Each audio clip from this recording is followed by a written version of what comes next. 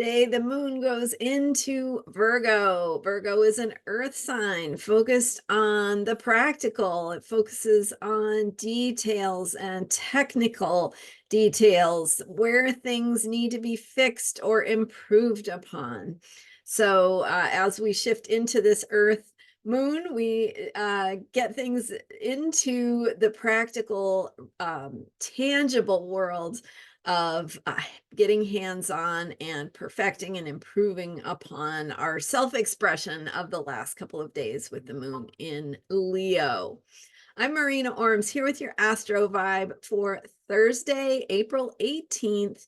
And with the moon going into Virgo, it brings us kind of down to earth, back into the real world after that the Leo party, basically, right? So the Leo expression of moving and sharing and shining and creativity, self-expression, having fun.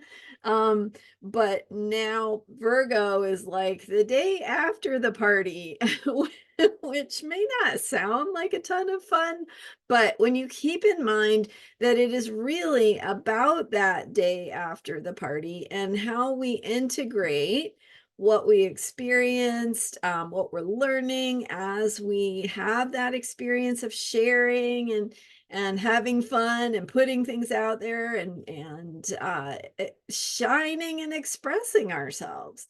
So the Virgo energy is saying, okay, what did you get right? What did you not quite get right? What do you want to work on? How are you going to work on that?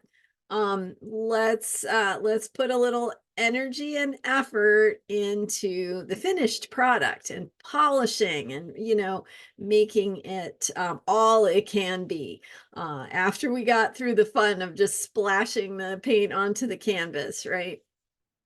So I love the Virgo energy, the Virgo vibe. It really is oriented toward how we take these bigger ideas, this bigger picture of the Pisces spirituality, the Pisces transcendence and connection with the divine, and how we implement, how we put it into things that can be very useful here in our daily lives here on earth, right? So being useful, being of service, asking ourselves how we can be helpful.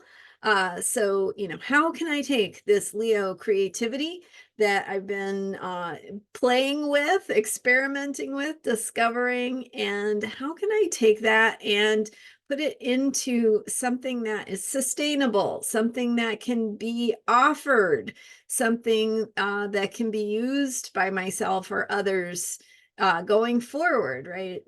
So kind of beyond the party and into like, how do we sustain, how do we put these like great, not just ideas, right? Like the experience of creativity and sort of expansion into what's possible. How do we take that and then put it into something tangible, something that can get repeatable results? So the Virgo energy wants us to get hands-on, thinking about what you've been working on, what you've been thinking about, what you have been putting energy into, and what about it still needs attention. What could be fixed or repaired or improved upon or perfected in some way that helps that bigger picture of spirit or whatever is the bigger picture of meaning. How can that be put into something that can be handed, right? It's like something tangible. So whether that is cooking an incredible meal, that is an example of being tangible and taking these bigger picture creative energies and making it into something very practical that becomes food for our bodies. It becomes part of our routine of having meals, right? Maybe there's some social routines involved with cooking as well, or family routines. And but see how it's the creative spirit that we put into it. And Virgo says, okay, let's get the timing right. Let's get the ingredients right. Let's measure everything right.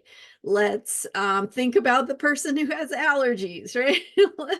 Let's get all the details right, because it's when we put in our effort into those details, we can actually make a more perfect outcome. Whereas the Leo energy from the last couple of days is more like, we're just going to have fun. We're going to do what we want and put all the, all the goodies in there. But so Virgo's like, yeah, but is that really, let's think a little bit about this, right? Let's be practical here. So that is the vibe for today. Thank you so much for being here. And don't forget, we have the Jupiter-Uranus conjunction this week. We are getting closer. There's not going to be a magic thing that happens on the 20th.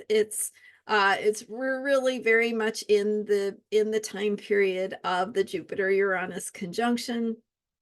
So watch Sunday's video if you missed it for more information on that, how we are at the beginning of a new 14-year cycle that speaks to changes, new perspectives, discovering new or remembering new parts of ourselves, and putting our energies into those new directions for this Aries moon cycle.